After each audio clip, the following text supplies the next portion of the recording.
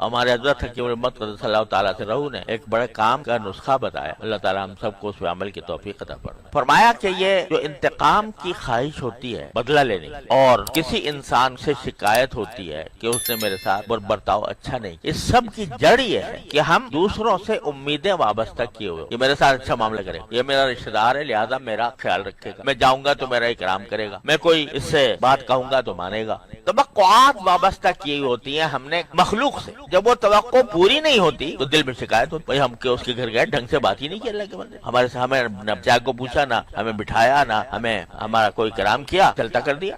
یہ کیوں ہو رہی ہے شکایت؟ اس لیے ہو رہی ہے کہ اس سے توقع باندھی تھی کہ میں جاؤں گا تو میرا اکرام کرے گا، میری خاطر تواضع کرے گا، میرے ساتھ اچھی طرح پیش آئے گا. وہ توقع پوری نہیں ہوئی، شکایت ہو. اگر کوئی آدمی اللہ تعالیٰ ایسا ہم سب کو بنا دے کہ مخلوق سے کوئی توقع ہی نہ رکھو کسی سے بھی، اور جو کام کرو اللہ کے لیے کرو. اگر کسی سے ملنے جا رہے ہو تو وہ بھی اللہ کے لیے جاؤ کہ یہ میرا رشتہ دار ہے، اس کے میرے اوپر حقوق ہے، میں جا رہا ہوں. اس کے لیے نہیں بلکہ اس کے پیدا کرنے والے کہ اس نے صلہ رحمی کا مجھے حکم، اس لیے جا رہا ہوں. تو اس کے لیے جا رہے ہو وہ اگر آپ کو رد کر دے تو بے شک رنج ہونا چاہیے. لیکن جس کے لیے جا رہے ہو اس نے تو قبول کر لیا تمہارا آنا. جب اس نے قبول کر لیا مقصد حاصل ہو. دوسرا اکرام کرتا ہے نہیں کرتا، خاطر تواضع کرتا ہے نہیں کرتا، وہ جانے اس کا کام جانے، اس کا معاملہ اس کے اللہ کے ساتھ. تو ساری ناراضیوں کی جڑ جو ہے وہ غیر اللہ سے توقعات وابستہ کر، اللہ کے علاوہ سر مشر توقعات وابستہ کی ہوئی ہے، تو اس کی وجہ سے یہ خراب ہو رہی. عیادت کے لیے کسی کے جانا ہے تو کاہے کے لیے ہونا چاہیے؟ اللہ جل جلالہ کی رضا کی خاطر. کیا عیادت کا ثواب یہ ہے کہ جب تک آدمی بندہ کسی کی عیادت کرنے کے لیے جا رہا ہوتا ہے جتنا وقت اس میں لگاتا ہے 70,000 فرشتے اس کے لیے دعا کرتے ہیں. اب اگر کوئی یہ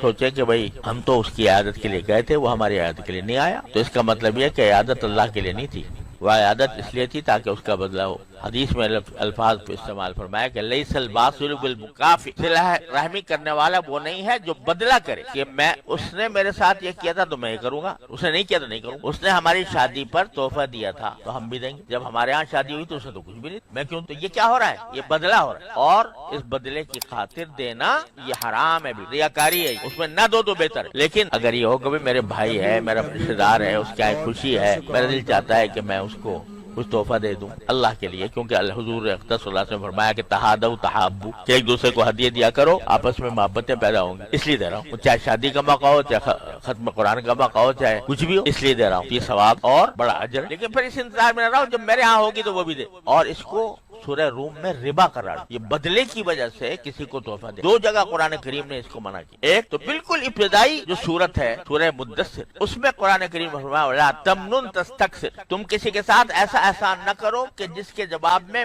تمہیں اس سے زیادہ احسان کی توقع ہو. وَلَا تَمْنُنْ تَسْتَكْثِرْ، یہ بالکل ابتدائی آیات میں سے. اس وقت تک نماز کے بھی حکم نہیں آیا تھا قرآن. سورہ مدثر جو ہے یہ بالکل ابتدائی صورتوں میں سے ہے، اور اس میں یا ایھا المدثر قم فانذر وربک فکبر وثیابک وطہر والرجز فاہجر ولا تمنن تستکثر، بالکل ابتدائی، جس میں توحید کا بیان ہو رہا ہے، جس میں شرک کو چھوڑنے کا حکم آ رہا ہے. اسی کے ساتھ ساتھ یار کسی کے ساتھ احسان کا معاملہ اس نیت سے مت کرو کہ وہ تمہیں بدلے میں اس سے زیادہ احسان کرے. تو پہلے احکام اسلام کے بالکل ابتدائی احکام. اور دوسرے سورہ روم میں ایک تفسیر کے مطابق جو ربا کا لفظ استعمال ہوا ہے وہ اسی نیوتے کے لیے ہے. وما آتیتم من ربا لیربو فی اموال الناس فلا يربو عند اللہ وما آتیتم من زکاۃ تريدون وجه اللہ فاولئک هم المضعفون. ما آتیتم من ربا لیربو فی اموال، یہ جو تم سود کا معاملہ کر رہے ہو یہ سود ہے کہ میں نے آج فلاں کی شادی پر اتنے پیسے دیے تھے، جب میری ہوگی تو یہ مجھے اس سے زیادہ دے گا. یہ سود، اس کو ربا قرار. تو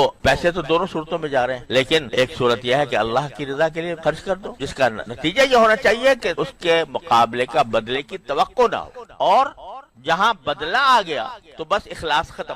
اخلاص ختم تو ثواب ختم، بلکہ ریاکاری کا گناہ لازم آ گیا. نہیں دوں گا تو ناک کٹ جائے گی. اب دینا کس لیے؟ مخلوق کو. اور مخلوق کے لیے کوئی کام کرنا یہ شرک کی ایک قسم ہے.